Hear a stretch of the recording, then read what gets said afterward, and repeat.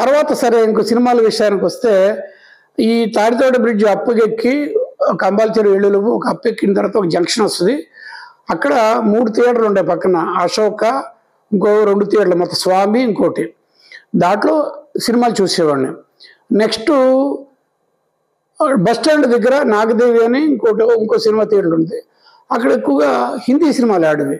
విషయం ఏంటంటే రాజమండ్రిలో నార్త్ ఇండియన్స్ ఎక్కువ మంది ఉన్నారు.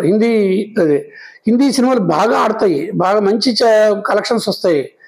అక్కడే ఒక తమాషా నేను ఫీల్ అయింది ఏంటంటే హిందీ ఆడే థియేటర్స్లో నేను బాగా ఇష్టపడి చూసిన 2 సార్లు చూశాను.